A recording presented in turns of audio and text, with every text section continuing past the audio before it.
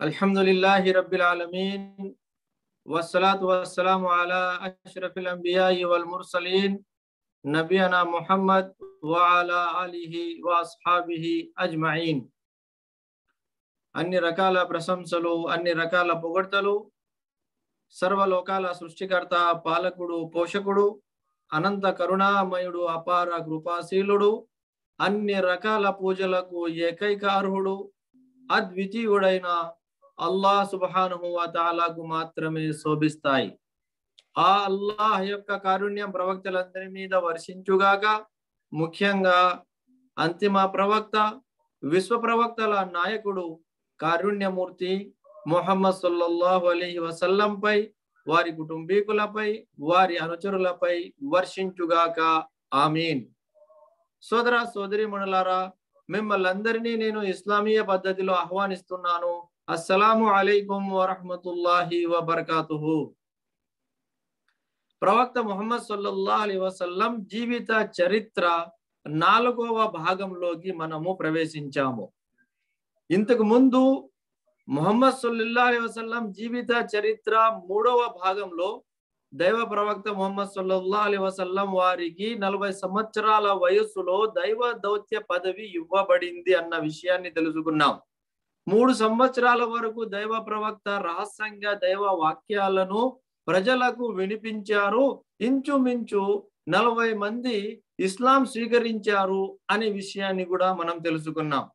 ఆ తర్వాత అల్లాహ్ సుబ్హానహు వ తఆలా ముహమ్మద్ సల్లల్లాహు అలైహి వసల్లం వారికి బహిరంగంగా దైవ వాక్యాలు వినిపించమని ఆదేశించినప్పుడు సఫా కొండ మీద నుండి బహిరంగంగా దైవ వాక్యాలు వినిపించే కార్యాన్ని ప్రవక్త వారు ప్రారంభించారన్న విషయాన్ని కూడా వివరంగా తెలుసుకున్నాం.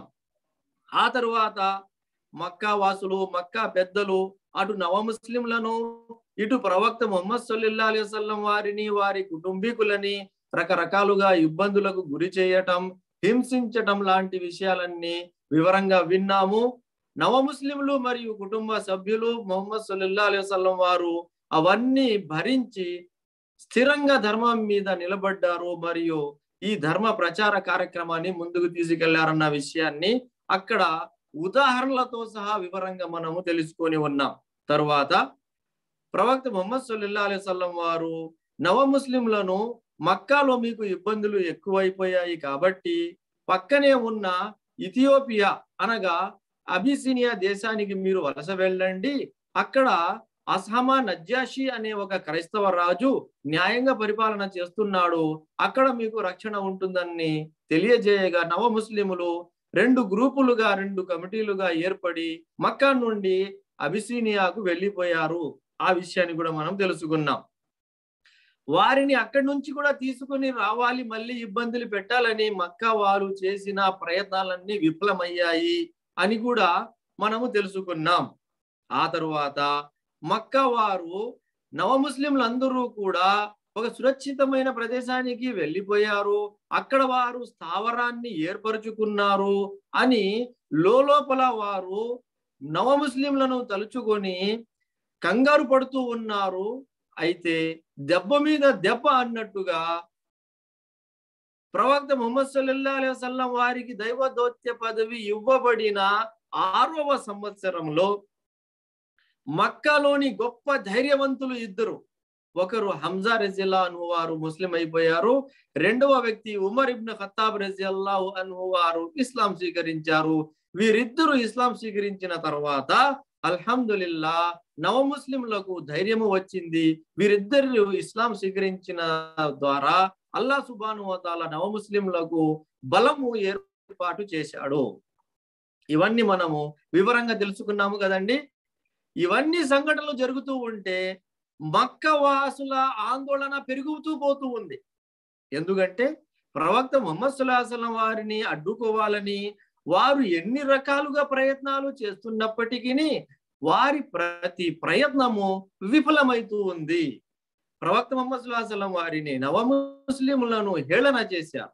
ఆ ప్రకారంగా వారు వెనుకడుగు వేస్తారేమోనని చూశారు, కానీ అక్కడ వారికి ఫలితం దక్కలేదు. తర్వాత ప్రవక్త ముహమ్మద్ సల్లల్లాహు అలైహి వసల్లం వారిని, ప్రవక్త ముహమ్మద్ సల్లల్లాహు అలైహి వసల్లం వారి బోధనలను వక్రీకరించారు. అయినా కానీ ఆ ప్రయత్నం కూడా ఫలించలేదు. తర్వాత నవముస్లింలను, ప్రవక్త వారిని, ప్రవక్త కుటుంబ సభ్యులని చిత్రహింసలకు గురి చేశారు. అయినా కానీ ఆ ప్రయోగము కూడా, ఆ ఎత్తుగడ కూడా విఫలమయ్యింది. తర్వాత ఇటు చూస్తే రాను రాను నవముస్లింల సంఖ్య పెరుగుతూ పోతూ ఉంది. మక్కాలోనే బలవంతులు అనుకున్న హంజా మరియు ఉమర్ రజియల్లాహు లాంటి వారు యువకులు కూడా ముస్లింలు అయిపోయారు. అలా వారందరూ కూడా బలపడిపోతూ ఉన్నారు, ముస్లింలు అయిపోతున్నారన్న విషయాన్ని జీర్ణించుకోలేకపోతున్నారు మక్కా వాసులు మరియు మక్కా పెద్దలు. అలాంటప్పుడు వారు ఏం చేశారంటే, ఇక ఎత్తుగడలు వేస్తూ ఉంటే ఫలించట్లేదు కాబట్టి సంధి కుదుర్చుకుందాము అన్న విషయంలో రాజీ ప్రయత్నాలు మొదలెట్టారు. ఆ ప్రయత్నంలో భాగంగా ఉత్బా బిన్ రబియా అనే ఒక పెద్ద ఆయనను ప్రవక్త ముహమ్మద్ సల్లల్లాహు అలైహి వసల్లం వారి వద్దకు పంపించారు. ఆ ఉత్బా బిన్ రబియా అనే వ్యక్తి ప్రవక్త ముహమ్మద్ సల్లల్లాహు అలైహి వసల్లం వారి వద్దకు వచ్చి ప్రవక్త ముహమ్మద్ సల్లల్లాహు అలైహి వసల్లం వారితో మాట్లాడుతూ కొన్ని ప్రతిపాదనలు ప్రవక్త వారి ఎదుట ఉంచాడు. ఆ ప్రతిపాదనలు ఏమిటంటే, మొదటి విషయం, మీరు ధనం కోసము ఈ ప్రచారము చేస్తూ ఉన్నట్లయితే మీరు మాకు తెలియజేయండి, మేము అంతా కలిసి ధనము ప్రోగు చేసుకొని మీ వద్ద అప్పజెప్పుతాం. ఆ ప్రకారంగా మీరు మక్కాలోని గొప్ప ధనవంతులైపోతారు. ధనం కోసం మీరు ఈ పని చేస్తూ ఉంటే చెప్పండి, మేము ధనం తీసుకుని వచ్చి మీకు ఇచ్చేస్తాం. కాకపోతే మీరు మాత్రము మా దేవీ దేవతలను విమర్శించడం వదిలేయాలి అన్నారు. మొదటి విషయం. ఆ తర్వాత రెండవ ప్రతిపాదన ఏమిటంటే, మీరు ఏదైనా హోదా, పదవి ఆశించి ఈ విధంగా చేస్తున్నారా? అలా చేస్తున్నట్లయితే మాకు చెప్పండి, మక్కా వాసులం మనం అంతా కలిసి మీకు మా నాయకుడినిగా ఎన్నుకుంటాం. ఆ ప్రకారంగా మీకు హోదా వచ్చేస్తుంది, మీకు పదవి కూడా వచ్చేస్తుంది. అయితే మీరు మాత్రము మా దేవీ దేవతలను విమర్శించడం వదిలేయాలి అన్నారు. ఇక మూడవ ప్రతిపాదన ఏమిటంటే, మీరు రాజు కావాలని ఈ విధంగా చేస్తున్నారా? అలా అయితే చెప్పండి, మేము మక్కవాసులము, పరిసరాల వాళ్ళంతము కలిసి మిమ్మల్ని మా రాజుగా ఎన్నుకుంటాము, మీరే రాజుగా మా మీద పరిపాలన చేయండి. అయితే మా దేవి దేవతలను మాత్రము విమర్శించటం వదిలేయండి. ఇక నాలుగవ ప్రతిపాదన ఏమిటంటే, మీకు ఏమైనా దయ్యం పట్టిందా? అస్తగ్ఫిరుల్లా సుమ్మ అస్తగ్ఫిరుల్లా, ఇలాంటి మాట మాట్లాడుతున్నాడు చూడండి. మీకు దయ్యం పట్టిందా? ఎందుకు మీరు ఈ విధంగా మాట్లాడుతున్నారు? మా దేవీ దేవతలను ఎందుకు విమర్శిస్తున్నారు? మా తాత ముత్తాతల ఆచారాలను మీరు ఎందుకు విమర్శిస్తున్నారు? మీకు ఏమైనా దయ్యం పట్టిందా? ఒకవేళ మీకు దయ్యం పట్టినట్లయితే మనమంతా కలిసి చందా వేసుకొని ధనం ప్రోగు చేసి ఒక మంచి భూత వైద్యుని వద్ద మీకు వైద్యము చేయిస్తాము అని ఈ 4 విషయాలు ప్రవక్త ముహమ్మద్ సల్లల్లాహు అలైహి వసల్లం వారి ముందర ఉత్బా బిన్ రబియా అనే వ్యక్తి ప్రతిపాదించాడు. ప్రవక్త సల్లల్లాహు అలైహి వసల్లం వారు అతను చెబుతున్న మాటలన్నీ నిశ్శబ్దంగా విని తర్వాత, ఏమయ్యా నీవు చెప్పేది పూర్తయిందా అని అడిగారు. అవునండి, నా దగ్గర ఉన్న 4 ప్రతిపాదనలు మీ ముందర ఉంచాను, వీటిలో ఏ ప్రతిపాదన మీకు నచ్చుతుందో దాన్ని మీరు ఎన్నుకోగలరు అని అతను చెప్పినప్పుడు ప్రవక్త ముహమ్మద్ సల్లల్లాహు అలైహి వసల్లం వారు అన్నారు, సరే ఇప్పుడు నేను చెప్పేది నీవు విను. నువ్వు చెప్పింది నేను విన్నాను కదా, ఇక నేను చెప్పేది కూడా నీవు విను అని ప్రవక్త ముహమ్మద్ సల్లల్లాహు అలైహి వసల్లం వారు తన తరపు నుంచి ఏమీ మాట్లాడకుండా ఖురాను గ్రంథంలోని సూరా హామీమ్ సజ్దా 41వ అధ్యాయం, సూరా హామీమ్ సజ్దా 41వ అధ్యాయము ప్రారంభం నుండి చదవటము ప్రారంభించారు. ఇంచుమించు 38 వాక్యాలు, 38 ఆయతులు చదివారు. ఆ 38 ఆయతుల తరువాత అక్కడ ఒక సజ్దా ఉంది. ఆ సజ్దా సమయం వచ్చినప్పుడు ప్రవక్త సల్లల్లాహు అలైహి వసల్లం వారు ఖురాన్ పారాయణం ఆపి సజ్దా చేశారు. సజ్దా ముగించుకొని లేవగానే ఆ వ్యక్తి గమ్మున ఏ మాట మాట్లాడకుండా, ఇక మీరు వినిపించింది చాలండి, నేను వెళుతున్నాను అని అక్కడి నుంచి లేచి వెళ్ళిపోయాడు. లేచి మక్కా వాసుల వద్దకు, మక్కా పెద్దల వద్దకు వెళ్ళి ఏమంటున్నాడంటే, చూడండి, నేను మొహమ్మద్ మాటలను లోతుగా పరిశీలించాను, విన్నాను. అయితే అతని మాటలు, అతను వినిపిస్తున్న పలుకులు వింటూ ఉంటే నాకు అర్థమైన విషయం ఏమిటంటే, మీరు అతని మార్గంలో ఆటంకాలు సృష్టించకండి, అతని దారి అతనికి వదిలేయండి, అదే మీకు మంచిది అని చెప్పాడు. అల్లాహు అక్బర్. ప్రవక్త వారు తమ తరపు నుంచి ఏం మాట మాట్లాడలేదు. అతను రకరకాల ఆశ చూపించాడు. హోదా, పదవి, రాజ్యము, ఇలా ధనము, రకరకాల ఆశలు చూపించాడు. అయినా కానీ ప్రవక్త సల్లల్లాహు అలైహి వసల్లం వారు హోదాను ఆశించలేదు, ధనాన్ని ఆశించలేదు, రాజ్యాన్ని ఆశించలేదు. అల్లాహ్ సుబ్హానహు వ తఆలా యొక్క వాక్యాలు మాత్రము అతనికి వినిపించారు. ఆ వాక్యాలు విన్నప్పుడు అతను ప్రభావితుడయ్యాడు. మక్కా వాసులకు వెళ్ళి, ప్రవక్త ముహమ్మద్ సల్లల్లాహు అలైహి వసల్లం వారి మార్గానికి మీరు ఆటంకం కల్పించకండి, ఆయన మార్గాన్ని మీరు వదిలేయండి, అడ్డుపడకండి అని చెప్పేశాడు. ఆ తర్వాత జరిగిన విషయాన్ని మనము చూసినట్లయితే, ఉతుబాను పంపిస్తే మాకు ప్రయోజనము దక్కలేదు కాబట్టి మనమే డైరెక్ట్ గా వెళ్ళి ముహమ్మద్ సల్లల్లాహు అలైహి వసల్లం వారితో మాట్లాడదాము అని మక్కా పెద్దలందరూ కాబా పుణ్యక్షేత్రం వద్ద సమావేశం ఏర్పరిచారు. ప్రవక్త ముహమ్మద్ సల్లల్లాహు అలైహి వసల్లం వారిని పిలిపించారు. ప్రవక్త ముహమ్మద్ సల్లల్లాహు అలైహి వసల్లం వారు మక్కా పెద్దలు పిలుస్తున్నారు, వారి వద్ద వెళ్ళి నేను దైవ వాక్యాలు వినిపిస్తాను, ఏమైనా వారు అర్థం చేసుకుంటారేమోనని ప్రవక్త ముహమ్మద్ సల్లల్లాహు అలైహి వసల్లం వారు మక్కా పెద్దలు ఏర్పరిచిన సమావేశానికి వెళ్ళి హాజరయ్యారు. హాజరైనప్పుడు ఈ ఉత్బా బిన్ రబియా చెప్పిన మాటలే, అవే ప్రతిపాదనలు మక్కా పెద్దలు కూడా ప్రవక్త ముహమ్మద్ సల్లల్లాహు అలైహి వసల్లం వారి ముందర వినిపించారు. అవన్నీ విని ప్రవక్త ముహమ్మద్ సల్లల్లాహు అలైహి వసల్లం వారు ఏమన్నారంటే, చూడండి, నేను డబ్బు ఆశించి ఈ పని చేయుట లేదు, ధనము ఆశించి, పదవి ఆశించి, హోదా ఆశించి, రాజ్యము ఆశించి ఈ పనులు నేను చేయట్లేదు. నాకు అల్లాహ్ సుబ్హానహు వ తఆలా అప్పగించిన బాధ్యతను నేను నెరవేరుస్తున్నాను. ఈ మాటలు మీరు అర్థం చేసుకుని పాటిస్తే అది మీకే మంచిది, ప్రపంచంలోనూ మీకు ఫలితం ఉంటుంది, పరలోకంలో కూడా మీరు విజేతలవుతారు, లేదంటే అల్లాహ్ సుబ్హానహు వ తఆలా వద్ద మీకు లెక్కింపు ఉంటుంది, అల్లాహ్ మిమ్మల్ని చూసుకుంటాడు అని ప్రవక్త ముహమ్మద్ సల్లల్లాహు అలైహి వసల్లం వారు అక్కడ కూడా ఉన్నింది ఉన్నట్టుగా ప్రవక్త వారు ముక్కుసూటిగా మక్కా పెద్దలకు తెలియజేసేశారు. వారందరూ ఇక ముహమ్మద్ తో మాట్లాడి మాకు ప్రయోజనము లేదు అని అక్కడి నుంచి లేచి వెళ్ళిపోయారు. చూడండి, ప్రవక్త ముహమ్మద్ సల్లల్లాహు అలైహి వసల్లం వారిని ఆశ చూపించి లొంగ తీసుకునే ప్రయత్నం చేసినా గాని ప్రయోజనం లేకుండా పోయింది. కాబట్టి ఈ మక్కా పెద్దల్లోనే ఒక దుర్మార్గుడు, అతని పేరు అబూ జహల్.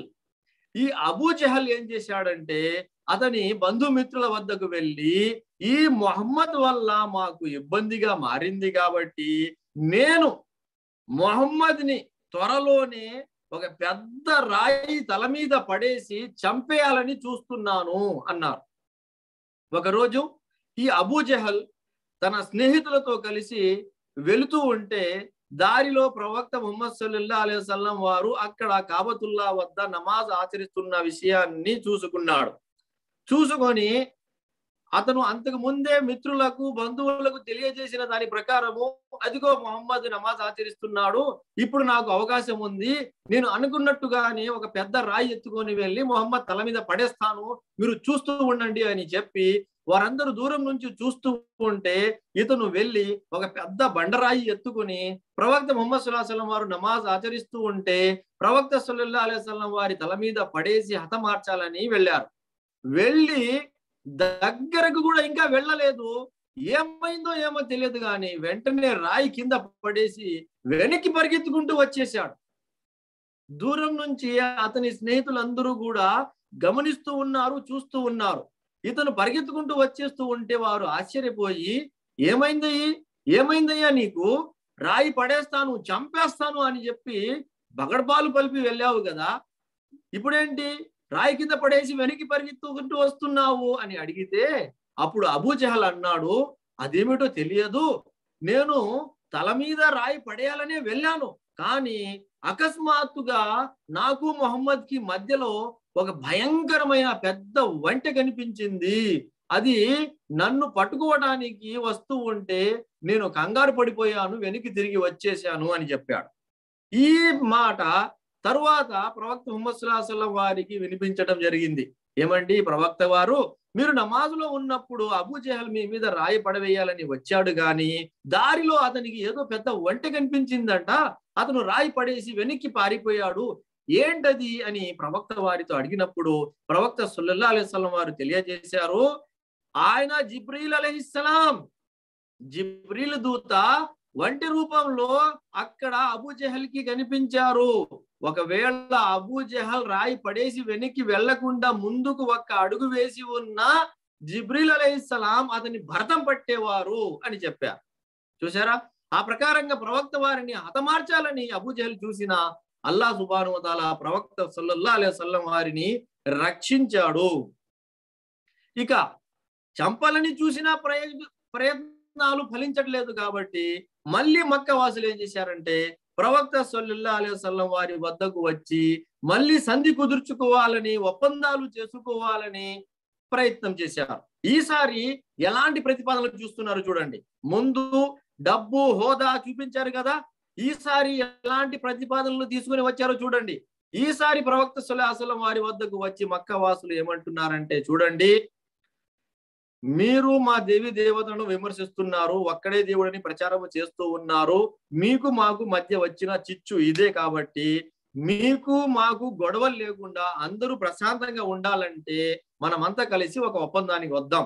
అదేమిటంటే మీరు మా విషయాలు కొన్ని ఒప్పుకోండి, మేము కూడా మీ విషయాలు కొన్ని ఒప్పుకుంటాం. అన్ని ఒప్పుకోం, కొన్ని మాత్రమే ఒప్పుకుంటాం.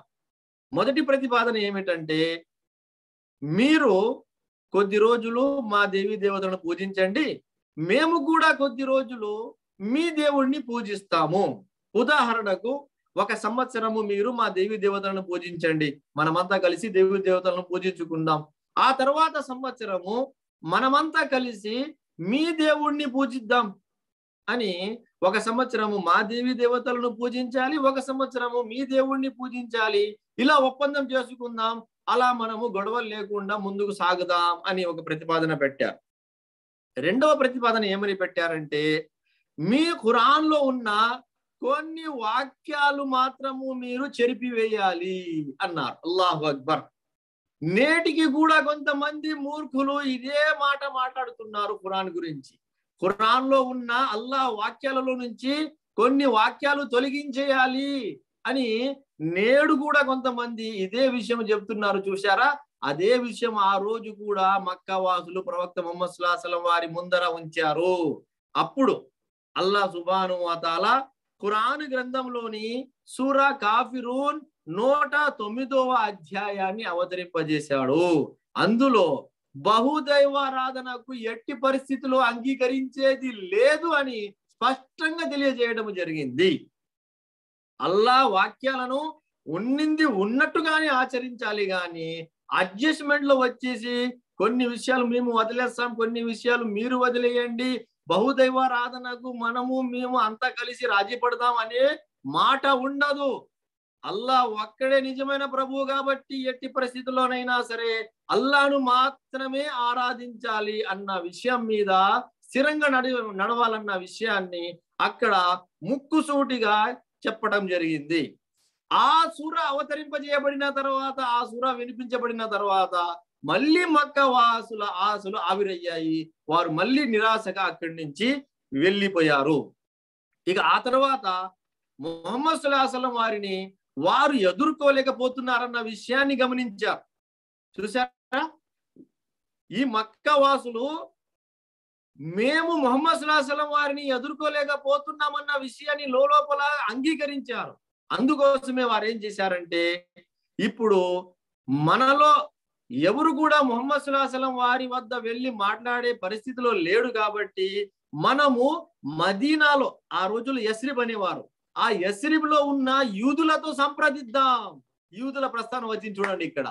యూదులతో సంప్రదించి యూదులతో వెళ్ళి మనము సలహాలు తీసుకుందాం అని నజర్ బిన్ హారిస్ అనే ఒక వ్యక్తిని కొంతమందితో పాటు కలిపి యస్రిబ్ అనగా మదీనాకు పంపించారు. అతను అక్కడికి వెళ్ళి అక్కడ పరిసరాలలో యూదులు నివసించేవారు ఆ రోజుల్లో. మనం ఇంతకు ముందు ప్రవక్తల చరిత్రలో విని ఉన్నాము కదండి.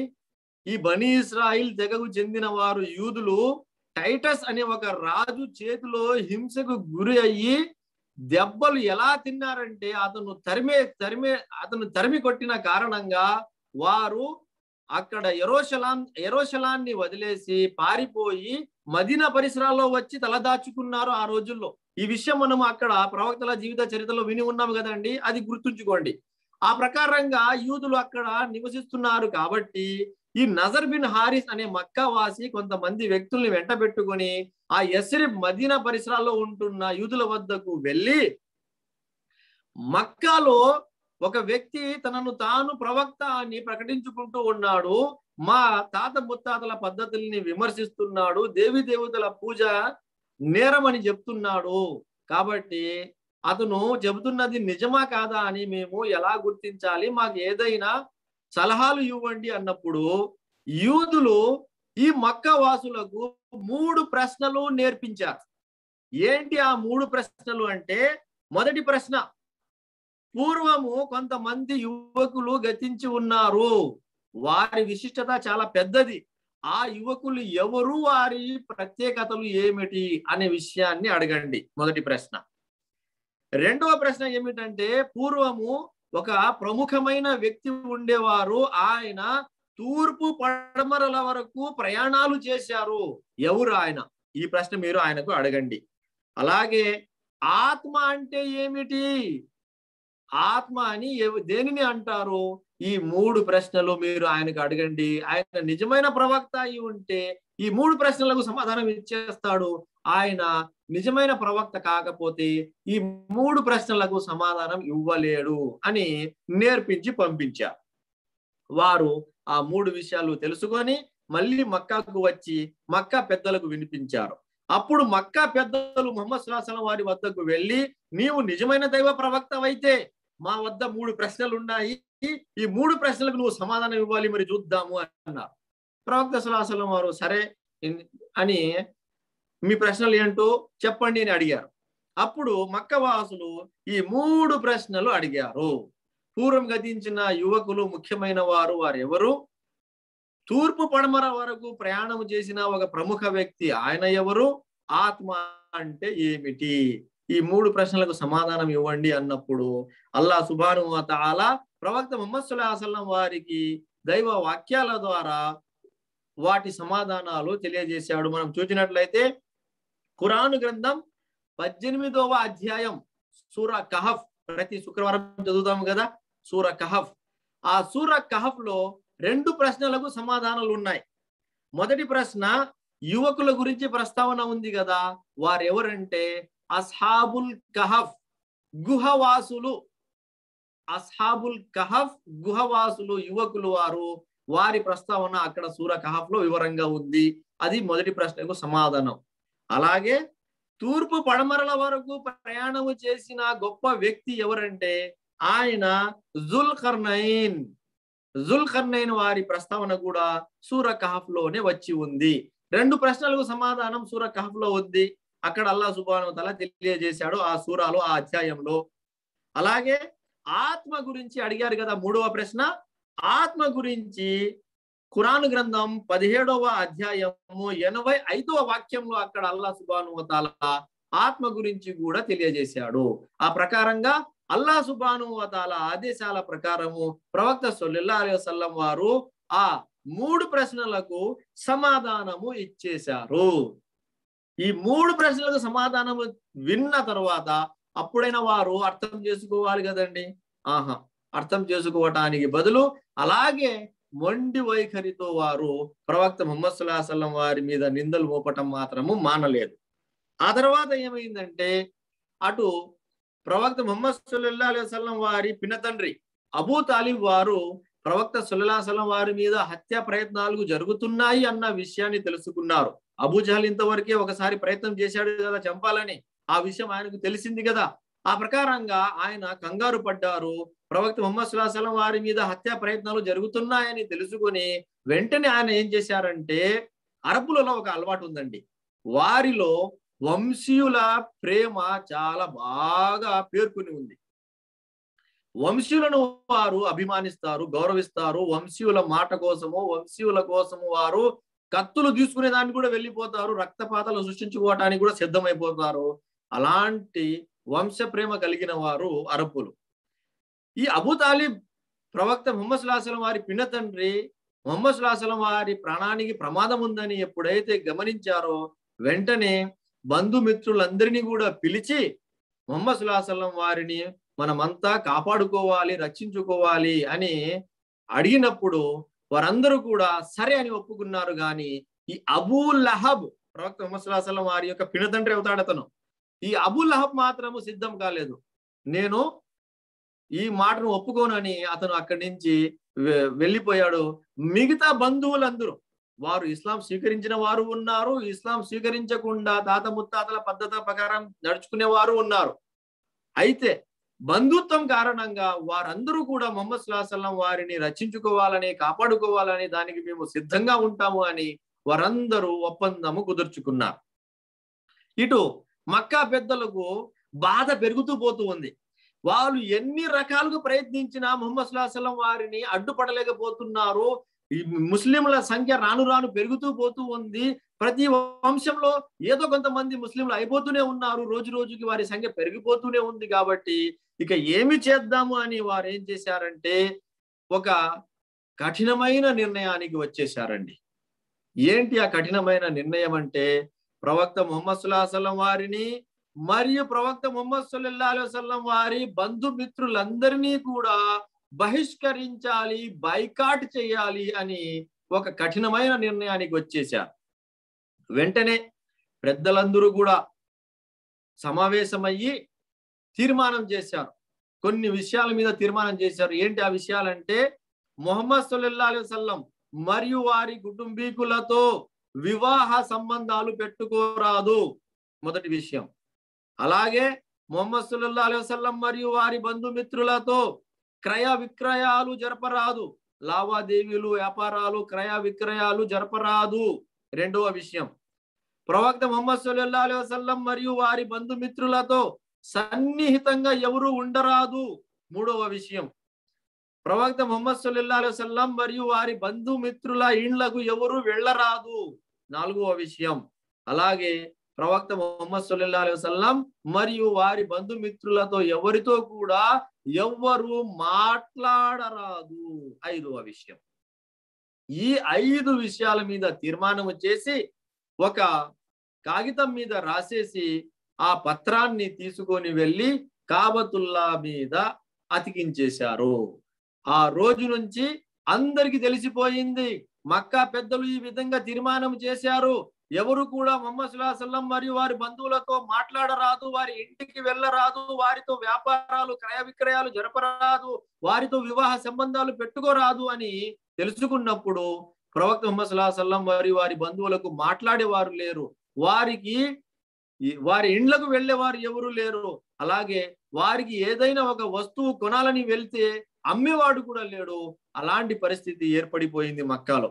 అప్పుడు ఇక ఈ చేసేది ఏమీ లేక ప్రవక్త ముహమ్మద్ సల్లల్లాహు అలైహి వసల్లం వారి కుటుంబీకులు, బంధుమిత్రులు ఎవరెవరైతే ముహమ్మద్ సల్లల్లాహు అలైహి వసల్లం వారిని కాపాడుకోవాలని ఆ రోజు అబూ తాలిబ్ వారితో ఒప్పందం చేసుకున్నారు, వారు ముస్లింలు కాకపోయినప్పటికీ, కొంతమంది ముస్లింలు ఉన్నారు, కొంతమంది ముస్లింలు కాలేదు, అయినా కానీ వారందరూ కూడా తప్పనిసరి పరిస్థితుల్లో మక్కాలో ఉండలేక మక్కా పరిసరాల్లోనే షేబే అబీ తాలిబ్ అనే ఒక లోయ ఉంటే ఆ లోయలోకి వారందరూ వెళ్ళిపోయారు.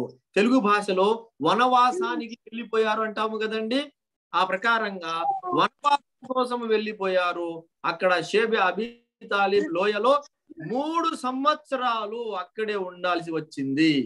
దైవ దౌత్య 7వ సంవత్సరము, 8వ సంవత్సరము, 9వ సంవత్సరం ప్రవక్త వారికి దైవ దౌత్య పదవి పొందిన తర్వాత, దక్కిన తర్వాత 7వ సంవత్సరము, 8వ సంవత్సరము, 9వ సంవత్సరము, ఈ 3 సంవత్సరాలు ముహమ్మద్ సల్లల్లాహు అలైహి వసల్లం వారి కుటుంబీకులు, వారి బంధుమిత్రులు వారందరూ కూడా ఆ లోయలో ఉండవలసి వచ్చింది. అయితే మిత్రులారా, ఆ లోయలో ఉంటున్నప్పుడు ఎంత దయనీయమైన పరిస్థితిలో వారు జీవించారంటే, వారికి ఆహారము దొరక్క చెట్ల ఆకులు తిని బ్రతికేవారు, చర్మము తిని బ్రతికేవారు. వారి బిడ్డలు అయితే కడుపు నిండా ఆహారము దొరకని కారణంగా ఏడుస్తూ ఉంటే వారి ఆర్తనాదాలు వారి ఏడుపుల శబ్దము లోయ బయట వరకు వినిపించేది. ఆ శబ్దాలు విని మక్కా వాసులు సంతోషపడేవారు. అలాగే జరగాలి వీరికి అని చెప్పి వారు వారి మనసులో ఉన్న అక్కసు ఒలకబోసేవారు. 3 సంవత్సరాల వరకు అటు అబూ తాలిబ్ కూడా ప్రవక్త ముహమ్మద్ సల్లల్లాహు అలైహి వసల్లం వారితో పాటు వెళ్ళి ఉన్నారు. అబూ తాలిబ్ వారు ప్రవక్త ముహమ్మద్ సల్లల్లాహు అలైహి వసల్లం వారిని ఎంతగా అభిమానించేవారంటే రాత్రిపూట లోయలో ఉన్నప్పుడు ముహమ్మద్ సల్లల్లాహు అలైహి వసల్లం వారిని ముందు ఆదేశించేవారు. చూడండి, మీరు తొందరగా వెళ్ళి పడుకోండి అని చెప్పేవారు. ప్రవక్త సల్లల్లాహు అలైహి వసల్లం వారు వెళ్ళి తొందరగా పడుకున్నప్పుడు అందరూ పడుకున్నాక వెళ్ళి ప్రవక్త ముహమ్మద్ సల్లల్లాహు అలైహి వసల్లం వారిని లెగ్గొట్టి, మీరు ఈ పరుపు మీద పడుకోకండి, మీకు ఎవరైనా ఇక్కడ పడుకున్నారని చూసి మీకు ప్రాణహాని తలపెట్టాలని చూస్తే ఉపాయం ఏమిటంటే ఇక్కడి నుంచి మీరు స్థలం మార్చుకోండి, ఫలానా చోట వెళ్ళండి, అక్కడి నుంచి నా బంధువు ఒకరు వచ్చి మీ పరుపు మీద పడుకుంటారు అని ప్రవక్త ముహమ్మద్ సల్లల్లాహు అలైహి వసల్లం వారిని అందరూ పడుకున్న తర్వాత లేపి వేరే ప్రదేశంలో పడుకోబెట్టేవారు. అబూ తాలిబ్ వారి దగ్గరపు బంధువుల్లో వారి బిడ్డల్లో నుంచి వారి మనవల్లో నుంచి వేరే వ్యక్తులను తీసుకొని వచ్చి ప్రవక్త వారి పరుపు మీద పడుకోబెట్టేవారు. అంతగా ప్రవక్త ముహమ్మద్ సల్లల్లాహు అలైహి వసల్లం వారిని కాపాడుకోవాలని, రక్షించుకోవాలని అబూ తాలిబ్ వారు ప్రయత్నం చేసేవారు లోయలో ఉండి కూడా. 3 సంవత్సరాలు పూర్తయ్యేసరికి అల్లాహ్ సుబ్హానహు వ తఆలా ప్రవక్త ముహమ్మద్ సల్లల్లాహు అలైహి వసల్లం వారికి తెలియజేశాడు, చూడండి, ఏ ఒప్పందం అయితే చేసుకొని మక్కా పెద్దలు కాబతుల్లా మీద ఆ పత్రాన్ని అతికించారో ఆ పత్రాన్ని చెదులు తినేసింది అని అల్లాహ్ సుబ్హానహు వ తఆలా ప్రవక్త సల్లల్లాహు అలైహి వసల్లం వారికి తెలియజేశాడు. ప్రవక్త సల్లల్లాహు అలైహి వసల్లం వారు అబూ తాలిబ్ వారికి తెలియజేశారు. అబూ తాలిబ్ వారు సరే నేను వెళ్ళి మక్కా పెద్దలతో మాట్లాడతాను అని మక్కా పెద్దల వద్దకు వచ్చి, చూడండి, నాకు ముహమ్మద్ ఒక విషయాన్ని తెలిపాడు, అతను లోయలో ఉన్నాడు, మక్కాలోకి రాలేదు, కాకపోతే ఇక్కడ జరిగిన ఒక విషయం గురించి అతను నాకు తెలియజేశాడు, అది ఒకవేళ సత్యమైతే ఈ బాయ్కాట్ వెంటనే మీరు విరమించాలి, లేదంటే మీరు ముహమ్మద్ను ఏమైనా చేసుకోవచ్చు, ముహమ్మద్ చెప్పిన మాట ఒకవేళ నిజం కాకపోతే నేను అడ్డుపడను అని చెప్పారు. మక్కా వాసులు మక్కా పెద్దలు సంతోషించారు. ఏంటి ఆ విషయం చెప్పండి అంటే అప్పుడు అబూ తాలిబ్ వారు అన్నారు, ముహమ్మద్ తెలియజేశాడు, మీరు ఏ ఒప్పంద పత్రాన్ని అయితే కాబా మీద అతికించారో దాన్ని చెదులు తినేసింది అంట అని చెప్పారు. మక్కా పెద్దలు వెళ్ళి చూస్తే నిజంగానే ఆ పత్రాన్ని చెదులు తినేసింది. వారు రాసిన ఒప్పందాలు నియమాలు అన్ని కూడా చెదులు పట్టి అవి చెరిగిపోయాయి. కేవలము అల్లాహ్ పేరు మాత్రమే దాని మీద మిగిలి ఉంది. బిస్మిక అల్లాహుమ్మా అని అక్కడ ప్రారంభించేటప్పుడు రాసి ఉన్నారు. అల్లాహ్ పేరు ఒకటి మాత్రమే మిగిలి ఉంది, మిగతా పత్రం మొత్తం చెదలు తినేసింది. అది చూసి ప్రవక్త ముహమ్మద్ సల్లల్లాహు అలైహి వసల్లం వారు చెప్పిన మాట సత్యము అని అంత పెద్ద మహిమను ఆ రోజు వారు చూశారు. అయినా గాని వారు ముహమ్మద్ సల్లల్లాహు అలైహి వసల్లం వారిని నమ్మలేదు. ఆ ప్రకారంగా ఆ బైకాట్, ఆ బహిష్కరణ సమాప్తమయ్యింది. 3 సంవత్సరాల వనవాసాన్ని పూర్తి చేసుకొని ప్రవక్త ముహమ్మద్ సల్లల్లాహు అలైహి వసల్లం వారి బంధుమిత్రులు, కుటుంబీకులు అక్కడి నుంచి తిరిగి మళ్ళీ మక్కాలోకి వచ్చేశారు. అయితే ఈ 3 సంవత్సరాలలో అబూ తాలిబ్ వారు అప్పటికే వయసు మీద పడి ఉంది. అది కాక ఆ లోయలో ఉన్నప్పుడు ఆయన మరింత బలహీన పరిస్థితికి చేరుకున్నారు. తర్వాత వ్యాధిగ్రస్తులయ్యారు. ఇక మక్కా పెద్దలు చూస్తూ ఉంటే అబూ తాలిబ్ త్వరలోనే ఇక ఈ ప్రపంచాన్ని వదిలేస్తారు అన్న విషయం వారికి అర్థమైపోయింది. వెంటనే వారు ఏం చేశారంటే, అబూ తాలిబ్ ఉన్నప్పుడే మనము ఏదో ఒక మాట తేల్చుకుంటే బాగుంటుంది, లేదంటే అబూ తాలిబ్ మరణించిన తర్వాత మనము మొహమ్మద్కి ఏమైనా చేస్తే ప్రజలందరూ మా మీద ఊంచేస్తారు. ఆ పెద్దాయన ఉన్నంత వరకు మొహమ్మద్ వారిని మీరు ఏం చేయలేకపోయారు, ఆ పెద్దాయన చనిపోగానే వెళ్ళి మొహమ్మద్ వారిని ఈ విధంగా చేశారు, ఆ విధంగా చేశారు అని అందరూ మా మీద దుమ్మెత్తి పోస్తారు.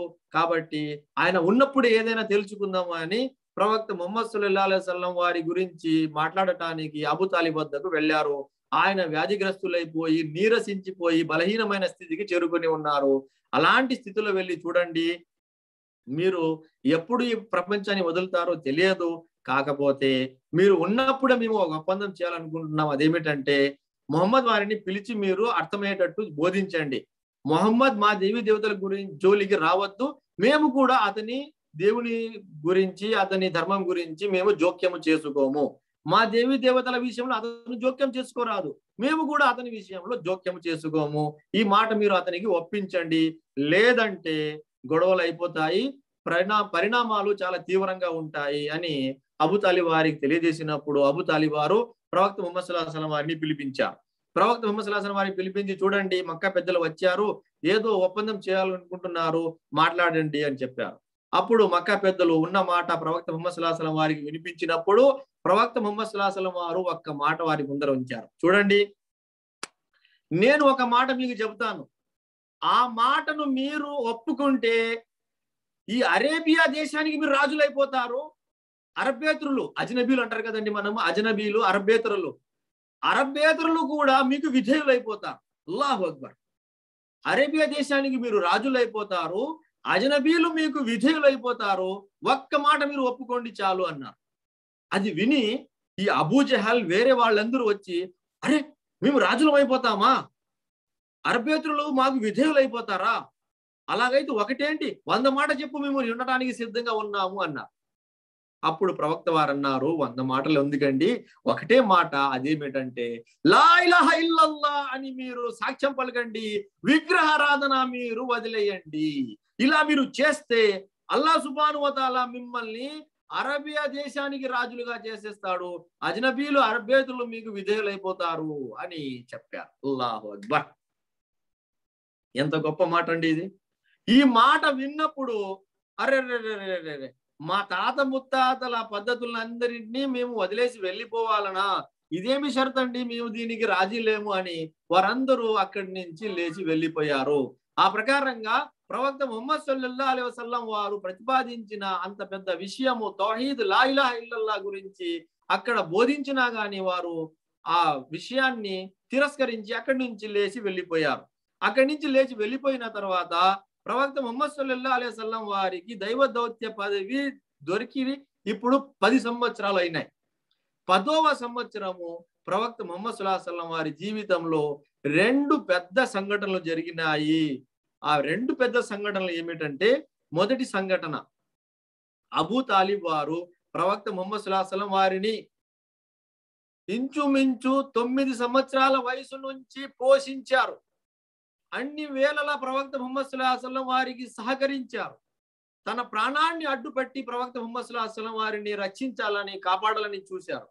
అలాంటి పినతండ్రి ప్రవక్త ముహమ్మద్ సల్లల్లాహు అలైహి వసల్లం వారికి దైవ దౌత్య పదవి దొరికిన 10వ సంవత్సరంలో ఆయన వయసు పైబడి తర్వాత వ్యాధికి గురి అయ్యి మరణించారు. మరణించే ముందు ప్రవక్త ముహమ్మద్ సల్లల్లాహు అలైహి వసల్లం వారు అబూ తాలిబ్ వద్దకు వెళ్ళి, చిన్నానా ఒక్కసారి మీరు లా ఇలాహ ఇల్లల్లాహ్ అని పలకండి, నేను అల్లాహ్ దగ్గర మీకోసం సిఫారసు చేస్తాను అని విన్నపించుకున్నారు. అయితే ఈ మక్కా పెద్దలు, ముఖ్యంగా అబూ జహల్ మరియు ఇతర వ్యక్తులు వచ్చి అబూ తాలిబ్ వారిని రెచ్చగొట్టారు. ఏమండి, మీరు జీవించినంత కాలము మక్కా పెద్ద మనిషిగా జీవించి మరణించేటప్పుడు మీ తాత ముత్తాతల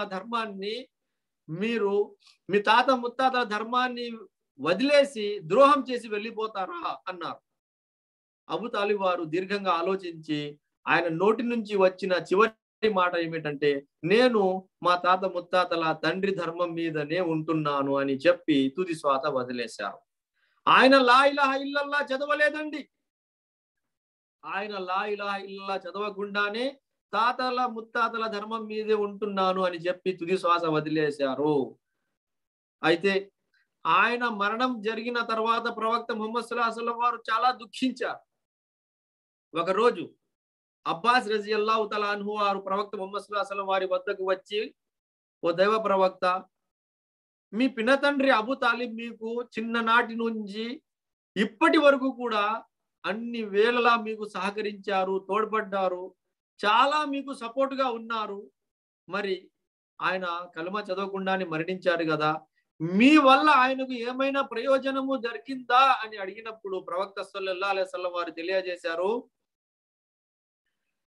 అల్లాహ్ సుబ్హానహు వ తఆలా నా కారణంగా ఆయనకు జహన్నం అనగా నరకంలోని చిన్న శిక్ష విధిస్తాడు. అదేమిటంటే నరకంలో ఉన్న పై భాగంలో ఆయనకు చెప్పులు తొడిగిస్తారు, నరకము చెప్పులు తొడిగిస్తారు, లేదా ఆయన పాదాలు మాత్రమే కాలేటట్టుగా పై భాగంలో నిలబెడతాడు. అయితే ఆ చెప్పులు ధరించిన కారణంగా లేదా ఆ నరకంలోని పై భాగం మీద నిలబెట్టిన కారణంగా ఆ వేడికి ఆయన మెదడు కూడా కరిగిపోతుంది, అలాంటి శిక్ష ఆయనకు వేయబడుతుంది అని చెప్పారు. చూశారా మిత్రులారా, విశ్వాసం పొందని కారణంగా, అల్లా ఏకత్వాన్ని అంగీకరించని కారణంగా ప్రవక్త సులాసలం వారికి అంత సహాయకులుగా ఉండి కూడా ఆయన చివరికి నరకానికి చేరవలసి వచ్చింది. కాబట్టి విశ్వాసం ముఖ్యం, అల్లా ఏకత్వాన్ని అంగీకరించడం చాలా ముఖ్యం. ఆ విషయాన్ని అంగీకరించి ఆ ప్రకారంగానే జీవితం గడపడం కూడా చాలా ముఖ్యం. ఇది మొదటి విషయం అండి. 10వ సంవత్సరం జరిగిన ఇది మొదటి సంఘటన. ఇక రెండవ సంఘటన ఏమిటంటే ప్రవక్త ముహమ్మద్ సల్లల్లాహు అలైహి వసల్లం వారి సతీమణి ఖదీజా రజియల్లాహు తఆలా అన్హా వారు కూడా అబూ తాలిబ్ వారు మరణించిన కొద్ది రోజులకే ఖదీజా రజియల్లాహు తఆలా అన్హా వారు కూడా మరణించారు. ఖదీజా రజియల్లాహు తఆలా అన్హా ప్రవక్త ముహమ్మద్ సల్లల్లాహు అలైహి వసల్లం వారికి దైవదౌత్య పదవి దక్కినప్పుడు ఆయన కంగారు పడుతూ ఉంటే ధైర్యం చెప్పారు. స్వయంగా ప్రవక్త సల్లల్లాహు అలైహి వసల్లం వారు ఖదీజా రజియల్లాహు తఆలా అన్హా వారి గురించి ఏమంటారంటే, ప్రపంచం మొత్తం నన్ను వ్యతిరేకించినప్పుడు ఖదీజా నన్ను నమ్మింది, నాకు ధృవపరిచింది. ప్రపంచం మొత్తం నన్ను పక్కన పెట్టేసినప్పుడు ఖదీజా నాకు తోడ్పాటు అందించింది, తన సొమ్ముతో నాకు సహాయం చేసింది. ప్రపంచం మొత్తం నన్ను తిరస్కరిస్తూ ఉంటే ఖదీజా నా మీద నమ్మకం వచ్చింది అని ప్రవక్త ముహమ్మద్ సల్లల్లాహు అలైహి వసల్లం వారు ఖదీజా రజియల్లాహు తఆలా అన్హా గురించి పొగిడేవారు. అంతేకాదండి, ఖదీజా రజియల్లాహు తఆలా అన్హా ద్వారానే ప్రవక్త సల్లల్లాహు అలైహి వసల్లం వారికి అల్లాహ్ సుబ్హానహు వ తఆలా సంతానం ఇచ్చాడు. మిగతా ఏ సతిమణి ద్వారా కూడా ప్రవక్త వారికి సంతానం కలగలేదండి. కేవలం ఖదీజా రజియల్లాహు తఆలా అన్హా ద్వారానే ప్రవక్త సల్లల్లాహు అలైహి వసల్లం వారికి 2 మగబిడ్డలు, 4 కుమార్తెలు, మొత్తం 6 మంది బిడ్డలు కలిగారు. అలాగే ఒకసారి జిబ్రీల్ అలైహిస్సలాం వారు ప్రవక్త ముహమ్మద్ సల్లల్లాహు అలైహి వసల్లం వారి వద్దకు వచ్చారు. ప్రవక్త ముహమ్మద్ సల్లల్లాహు అలైహి వసల్లం వారితో పాటు జిబ్రీల్ అలైహిస్సలాం వారు సమావేశమయ్యి లోపల ఇంటిలో పరదా వెనుక తెర వెనుక ఖదీజా రజియల్లాహు తఆలా అన్హా వారు ప్రవక్త ముహమ్మద్ సల్లల్లాహు అలైహి వసల్లం వారి కోసము ఒక గిన్నెలో కూర తీసుకొని వస్తూ ఉన్నారు. జిబ్రీల్ అలైహిస్సలాం వారు ప్రవక్త ముహమ్మద్ సల్లల్లాహు అలైహి వసల్లం వారికి తెలియజేస్తున్నారు, ఓ దైవ ప్రవక్త, మీ సతీమణి ఖదీజా రజియల్లాహు తఆలా అన్హా వారు ఇంట్లో నుంచి తెర వెనుక నుండి వస్తున్నారు, ఒక గిన్నె పట్టుకొని వస్తున్నారు, అందులో మీకోసము కూర తీసుకొని వస్తూ ఉన్నారు. ఆవిడ రాగానే ఆవిడకు అల్లాహ్ తరపున సలాం వినిపించండి అన్నారు. అల్లాహ్, ఎవరండి సలాం చెప్తున్నది? అల్లాహ్ తరపున ఆవిడకు సలాం వినిపించండి. అలాగే స్వర్గంలో ఆవిడ కోసం అల్లాహ్ సుబ్హానహు వ తఆలా ఒక మంచి భవనాన్ని ఏర్పాటు చేసి ఉన్నాడు. అక్కడ ఆవిడ ప్రశాంతంగా జీవిస్తారు. ఆ భవనం గురించి శుభవార్త తెలియజేయండి, మరియు అల్లాహ్ తరపున ఆవిడకు సలాము వినిపించండి అన్నారు. అలాంటి గొప్ప మహిళ ప్రవక్త ముహమ్మద్ సల్లల్లాహు అలైహి వసల్లం వారికి తోడ్పాటుగా ధైర్యం చెప్పి అండగా నిలబడిన సతీమణి ఖదీజా రజియల్లాహు తఆలా అన్హా కూడా ప్రవక్త ముహమ్మద్ సల్లల్లాహు అలైహి వసల్లం వారికి దైవ దౌత్య పదవి దొరికిన 10వ సంవత్సరం, అంటే అప్పుడు ప్రవక్త వారి వయసు ఇంచుమించు 50 సంవత్సరాలు. ఆ సమయంలో ఖదీజా రజియల్లాహు తఆలా అన్హా వారు కూడా మరణించారు. కొద్ది రోజుల వ్యవధిలోనే ఒకవైపు పినతండ్రి మరణించారు, మరోవైపు ఖదీజా రజియల్లాహు తఆలా అన్హా వారు మరణించారు. 2 ప్రముఖులు మరణించారు ఒక వారం కొద్ది రోజుల వ్యవధిలోనే. కాబట్టి ఆ సంవత్సరం ప్రవక్త ముహమ్మద్ సల్లల్లాహు అలైహి వసల్లం వారు చాలా బాధపడ్డారు. కాబట్టి ప్రవక్త ముహమ్మద్ సల్లల్లాహు అలైహి వసల్లం వారు ఆ సంవత్సరాన్ని శోక సంవత్సరం అని పేరు పెట్టారు. ఆ సంవత్సరం ప్రవక్త వారికి చాలా బాధ కలిగింది కాబట్టి ఆ సంవత్సరాన్ని ఆముల్ హుజన్ అని అరబీలో అంటారు, శోక సంవత్సరం అని తెలుగులో అనువాదం చేసి ఉన్నారు. ఇలా ప్రవక్త ముహమ్మద్ సల్లల్లాహు అలైహి వసల్లం వారి వయస్సు 50 సంవత్సరాలకు చేరినప్పుడు దైవ దౌత్య పదవి దొరికిన 10 సంవత్సరాలకు చేరుకున్నప్పుడు ఇవన్నీ సంఘటనలు జరిగినాయి. క్లుప్తంగా మనం గుర్తుంచుకోవాల్సిన విషయం ఏమిటంటే 40 సంవత్సరాల వయసులో దైవదౌత్య పదవి దొరికింది. 3 సంవత్సరాలు రహస్యంగా ధర్మ ప్రచారము జరిగింది. ఆ తర్వాత బహిరంగంగా ప్రచారము చేయటము జరిగింది. హిజ్రీ శకం దైవదౌత్య పదవి జరిగిన 5వ సంవత్సరంలో అబిసినియాకు వలస ప్రయాణము చేశారు. 6వ సంవత్సరంలో హంజా మరియు ఉమర్ రజియల్లాహు అన్హుమా వారు ప్రముఖులు ఇస్లాం స్వీకరించారు. 7, 8, 9 సంవత్సరాలలో షేబ్ అబీ తాలిబ్ లోయలో వెళ్లి వనవాసంలో గడిపారు. ఇక 10వ సంవత్సరం ప్రవక్త ముహమ్మద్ సల్లల్లాహు అలైహి వసల్లం వారి యొక్క సతీమణి ఖదీజా రజియల్లాహు అన్హా మరియు ప్రవక్త ముహమ్మద్ సల్లల్లాహు అలైహి వసల్లం వారి పినతండ్రి అబూ తాలిబ్ వారు మరణించారు. ఇవి ప్రవక్త ముహమ్మద్ సల్లల్లాహు అలైహి వసల్లం వారి జీవితంలో ఇప్పటి వరకు జరిగిన క్లుప్తమైన కొన్ని ముఖ్యాంశాలు. ఇక్కడితో నేటి ప్రసంగాన్ని ముగిస్తూ అల్లాహ్తో దువా చేస్తున్నాను. అల్లాహ్ సుబ్హానహు వ తఆలా మమ్మల్ని అందరినీ ప్రవక్త ముహమ్మద్ సల్లల్లాహు అలైహి వసల్లం మరియు సహాబాల జీవిత చరిత్రను విని అర్థం చేసుకొని స్ఫూర్తి పొంది ప్రవక్త ముహమ్మద్ సల్లల్లాహు అలైహి వసల్లం మరియు సహాబాల అడుగుజాడల్లో జీవించుకునే భాగ్యం అల్లాహ్ సుబ్హానహు వ తఆలా మమ్మల్ని అందరికీ ప్రసాదించుగాక. ఆమీన్. ఇన్షాల్లా ఆ తర్వాత జరిగిన విషయాలు వచ్చే ప్రసంగంలో మనము ఇన్షాల్లా తెలుసుకుందాం. వజజాకుముల్లాహు ఖైరన్. అస్సలాము అలైకుం వరహ్మతుల్లాహి వబరకాతుహు.